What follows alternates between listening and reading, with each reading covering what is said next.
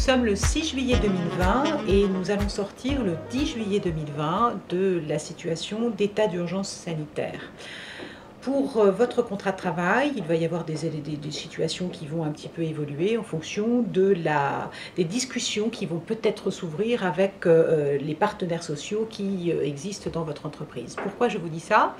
Je vous dis ça parce que il est aujourd'hui prévu de la possibilité pour les entreprises de signer des accords d'entreprise jusqu'au 31 décembre 2020 qui vont avoir un impact important sur votre situation professionnelle. Pourquoi? Eh bien, en fait, ce sont les accords que l'on va appeler des accords qui vont permettre de mettre en place un outil qui a été créé, un dispositif qui a été créé par le gouvernement et qui s'appelle l'ARME. Alors, l'ARME, c'est quoi? C'est l'activité réduite pour le maintien de l'emploi. L'activité réduite pour le maintien de l'emploi, c'est quoi? C'est la possibilité, soit pour un accord de branche, c'est-à-dire votre convention collective, ou pour un accord d'entreprise, de prévoir que si des entreprises si votre entreprise ou si l'entreprise qui relève de la convention collective rencontre des difficultés, eh bien de pouvoir mettre en place, par accord ou par décision unilatérale, je vais vous expliquer, un dispositif qui va permettre de mettre les salariés en activité partielle. Ce qu'on va appeler maintenant une activité réduite, en contrepartie de quoi l'entreprise va s'engager à maintenir l'emploi. Donc, activité réduite pour le maintien dans l'emploi. Concrètement, si un accord de branche a été prévu, l'entreprise pourra mettre en place au sein de l'entreprise ce dispositif par simple décision unilatérale, ou s'il n'y a pas d'accord de branche qui le prévoit, l'entreprise pourra négocier un accord d'entreprise, donc avec les partenaires sociaux, pour mettre en place cette activité réduite pour le maintien de l'emploi. Et pendant cette période d'activité réduite, eh bien, vous allez être placé selon ce qui aura été négocié ou décidé par l'entreprise en activité partielle, donc en activité partielle ou en activité réduite, c'est comme ça qu'on l'appellera, et pendant cette période d'activité réduite ou partielle, vous allez percevoir ce que vous connaissez, perçu lorsque vous étiez placé en activité partielle pendant le Covid, c'est-à-dire vous allez percevoir une indemnité des allocations représentant 70% de votre salaire brut.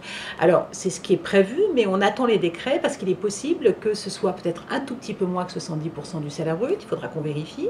Donc, vous allez percevoir une rémunération réduite et en contrepartie de cela, votre employeur eh bien, va s'engager pendant une période déterminée à ne pas licencier. Alors, ce qui est prévu aussi, c'est que si cet accord est signé ou cette décision unilatérale est signée, eh bien, si elle est prise dans votre entreprise, vous allez subir une baisse de rémunération. Il est aussi possible de prévoir dans cet accord que vous allez pouvoir abandonner 8 jours de congé, c'est-à-dire pas les 4 semaines légales, mais la 5e semaine de congé payé, eh bien vous allez pouvoir, il va être possible de prévoir que cette 5e semaine de congé payé sera à votre souhait, abandonné et monétisé pour vous permettre de compenser la baisse de rémunération que vous allez subir.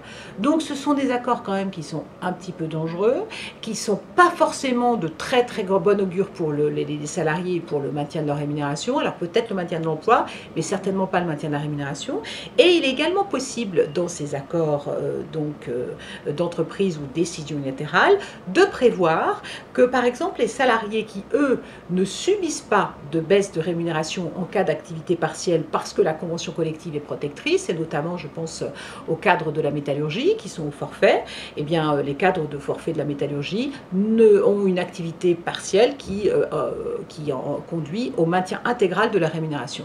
Eh bien il va être possible dans ces accords d'entreprise de prévoir, d'imposer aux cadres eh bien, de renoncer à 5 jours de RTT ou 5 jours de congé pour les mettre sur un fonds de solidarité qui sera ensuite utilisé par l'employeur pour compenser les baisses de rémunération subies par les autres salariés qui, eux, ne sont pas cadres et qui, eux, ne bénéficient pas d'un maintien intégral de la rémunération pendant l'activité réduite. Donc c'est un dispositif dont on nous explique que c'est une alternative et que c'est quelque chose qui permettra d'éviter les plans sociaux. Je l'espère. En tout état de cause, rien dans le texte qui a été voté ne prévoit que, par exemple, une entreprise qui a mis en place ce dispositif de l'arme, comme on dit, eh bien, ensuite, s'il considère que ce n'est pas suffisant, rien ne l'empêchera après de mettre en place un PSE si la situation économique évolue défavorablement selon lui et s'il a besoin de licencier des gens. Donc, ce type d'accord, soit d'accord de branche, soit d'accord d'entreprise, c'est quand même des accords qui sont extrêmement dangereux pour les salariés. Si vous êtes un délégué syndical et que vous êtes amené à négocier ce genre d'accord, prenez conseil, faites attention à ce que vous signez, regardez bien les implications et les conséquences de ce qui va être signé, parce qu'au niveau de la situation financière des salariés, c'est quelque chose qui va être très impactant pour eux. Petite précision sur les accords qui vont s'appliquer pour mettre en place le dispositif de l'arme. Je vous ai dit tout à l'heure qu'il devait être conclu au 31 décembre 2020. Ça n'est pas exact. En fait, ces accords-là doivent être soumis à homologation ou validation de la directe et ces accords peuvent être conclus et doivent être soumis au plus tard à la fin du mois de juin de l'année 2022. Donc en fait, c'est vraiment un dispositif dont le gouvernement souhaite qu'il s'inscrive dans la durée et en tout état de cause qu'il s'inscrive jusqu'en juin 2022. Donc ce type d'accord pourra être conclu jusqu'en juin 2022 et soyez donc vigilants sur le contenu de ces accords avant de les accepter ou soit de les signer dans le cadre des conventions de branche, soit alors de les signer dans le cadre des accords d'entreprise.